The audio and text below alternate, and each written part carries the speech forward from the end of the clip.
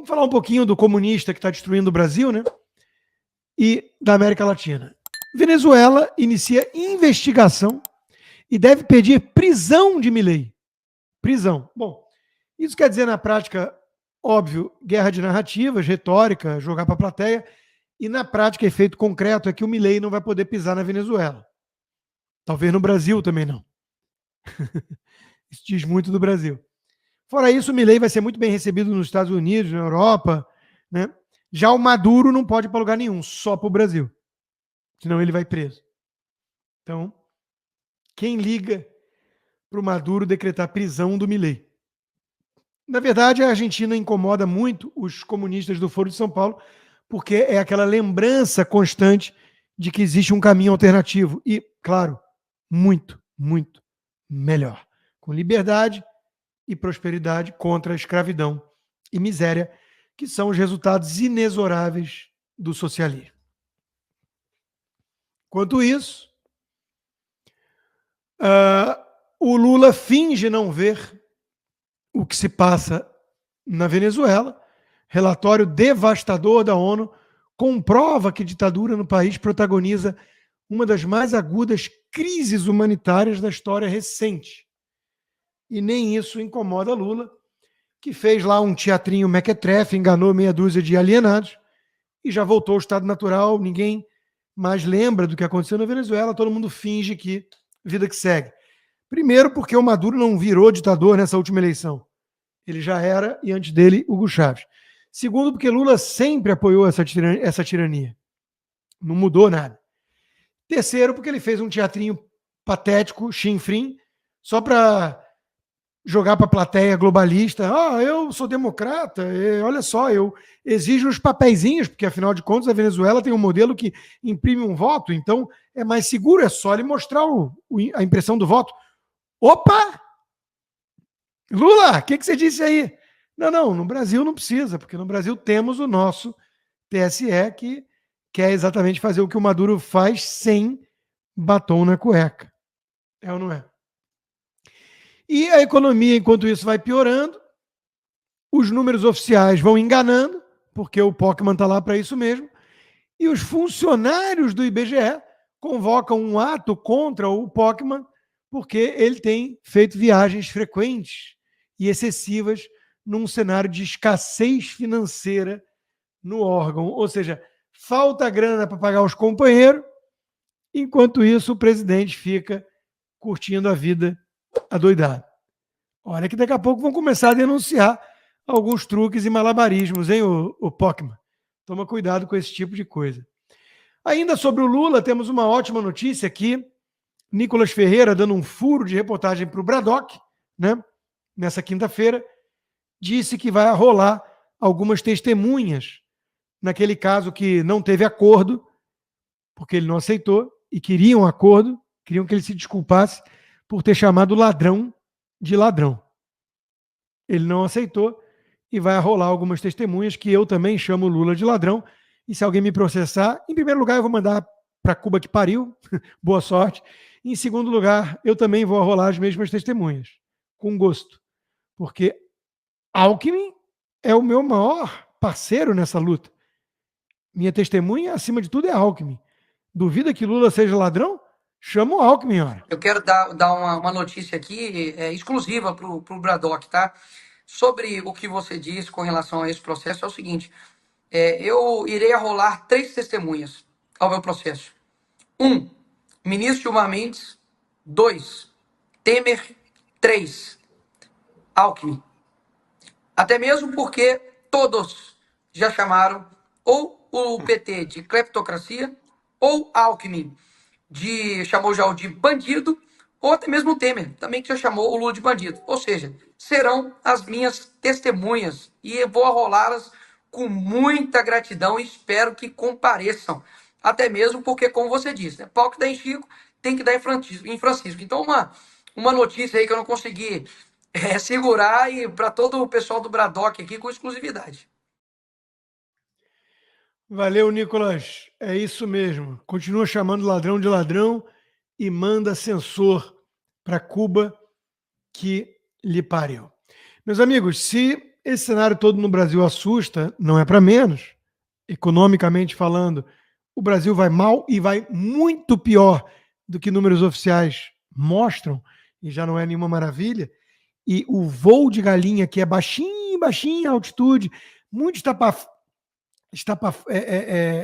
espalhafatoso e de baixo alcance, ele está com data marcada para término, porque é baseado em estímulo do governo. Vamos falar um pouquinho de São Paulo. É impagável a gente ver Guilherme Boulos, que comanda um movimento marginal de invasão de propriedade. Apoia o Lula, que é um ladrão. Olha aí, mais uma. Agora vem aqui dizer que quer cuidar da segurança. Marina Helena esculachou o vagabundo invasor de propriedade, que é cínico e hipócrita, como todo esquerdista radical em época de eleição, porque sabe que a hipocrisia é a homenagem que o vício presta à virtude, como sabia Rochefoucauld. Ou seja, o esquerdista entende o que o povo quer na prática. E eles só falam isso na época de eleição porque eles são falsos, como uma nota de R$3. Mandantes da guarda.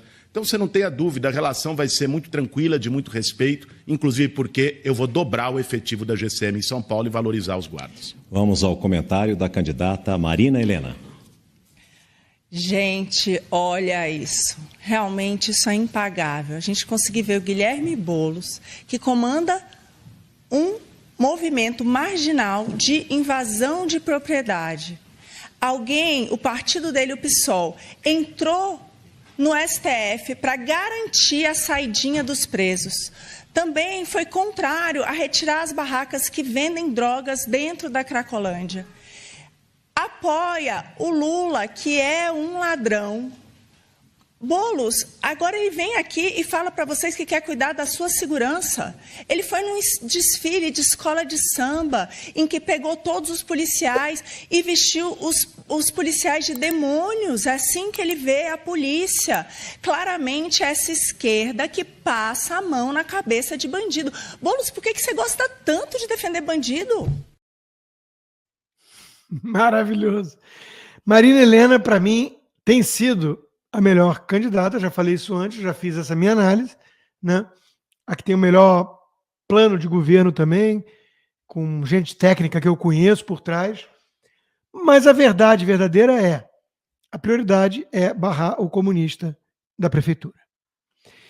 E eu volto a repetir isso, porque essa briga entre Marçal e Bolsonaro não me interessa tanto. Eu já vi ali no chat, rapidinho, gente falando, vai, Rodrigo, assume logo que você agora é contra o Bolsonaro. É tão cansativo esse blá, blá, blá. Eu nunca fui um bolsonarista. Quem me definiu assim foi a Vera Magalhães e companhia. Eu sou alguém que respeito muito o que o Bolsonaro fez na presidência, a equipe técnica que ele montou na economia, inclusive com o Paulo Guedes, que era chefe da Marina Helena, por exemplo. Eu acredito que Bolsonaro é alguém genuíno e patriota e tudo isso. O Marçal, eu já demonstrei várias vezes que eu tenho desconfiança, ressalva com ele, mas essa briga de Fla-Flu não é a que me interessa. A que me interessa é a briga de todos contra o Boulos. Então, eu preciso dizer aqui sim que a entrevista do Bolsonaro na Auriverde para o Pitoli e alguma outra coisa que ele falou aí também que eu esqueci onde foi, ele, de novo, insiste em ficar atacando o Marçal. Eu acho que ele está mais de olho em 2026 do que qualquer coisa. Eu acho que ele está priorizando os seus interesses político-partidários mais do que o país, talvez. Nesse caso específico, eu acredito que sim. Os comentários na entrevista são majoritariamente negativos para ele. E eu tendo a concordar com essa gente. Isso faz de mim um Marsalete? Claro que não. E os Marsaletes são meio pentelhos. Aqueles que você está falando de Alexandre de Moraes, o cara só Marçal, vote 28, Marçal, 28. Uma coisa meio pentelha, meio too much. Mas, de novo, nada disso me interessa. O que me interessa é tentar entender por que o Bolsonaro está dedicando tanta energia a atacar o Marçal. Aí gravou vídeo ao lado do Melo Araújo, um cara muito sério, gosto do Melo Araújo, mas ele não é o candidato a prefeito. Ele é o vice. Eu nem sei quem é o vice do Marçal. Vocês sabem? Eu não sei. Por quê? Porque vice não é tão relevante. Quem é o prefeito e que quer reeleger-se? O Ricardo Nunes. Então faz aí uma crítica para o Marçal. Você não consegue fazê-la para o Nunes? Ah, o Marçal não critica tanto o Alexandre de Moraes. O Nunes critica. Ah, o Marçal não é direita, ele está enganando. O Nunes é de direita. Ah, o Marçal... Percebe? É o Nunes, cara. É o Nunes que o Bolsonaro está defendendo com tanto afinco. Isso está me incomodando. Eu acho que a energia tinha que ser concentrada no alvo certo. Boulos. Boulos é o inimigo. É o meu. Agora, não estou entendendo isso. Aí vem o Globo, né? Vacina, Moraes e 8 de janeiro. Nunes dobra a aposta no bolsonarismo em entrevista a neto de general da ditadura. Eu me pergunto o que faz o Globo descrever o Paulo Figueiredo, que é alguém conhecido, que tem 1,5 milhão de seguidores, é um jornalista que passou pelos principais veículos, pela Jovem Pan, como neto do general da ditadura. Claro que a gente sabe o motivo, né? Quer desqualificá-lo, quer dar um rótulo pejorativo. Agora, sem querer, querendo, o Globo, vocês criaram o crime nazista. É o crime de parentesco. O problema do Paulo Figueiredo agora é ser neto de quem ele é. É o avô dele. Meio esquisito isso, né? E olha só o nível, né? O Nunes deu uma entrevista aqui, o Paulo apertou ele direitinho na questão do Alexandre de Moraes, apertou. Ele foi escorregadio para burro, tucano, né? De alma. Agora, só o fato dele ter dado a entrevista para o Paulo e dito uma coisa ou outra, ali na pandemia, foi difícil, a gente, talvez a questão da vacina me arrependa um pouco. Pô, Paulo, alivia aí. O Globo, o Estadão, já estão assim, o cara é bolsonarista, o Nunes. A genuflexão de Nunes. Olha, a genuflexão de Nunes. É o Estadão usando seu linguajar rebuscado para falar merda. É ou não é? Coisas que só o Estadão consegue. Usar aquela língua refinada que a Cíntia Chagas aplaudiria de pé, mas cuja essência é podre. Né? Por conveniência, Ricardo Nunes renega a vacinação obrigatória e esquece legado de Bruno Covas. Oi? Qual legado? E a vacina obrigatória da Covid era para aplaudir, hoje com benefício do retrospecto. Porra, o governo Lula deixou encalhar 200 e poucos milhões de reais de Coronavac. Vocês são muito canalhas.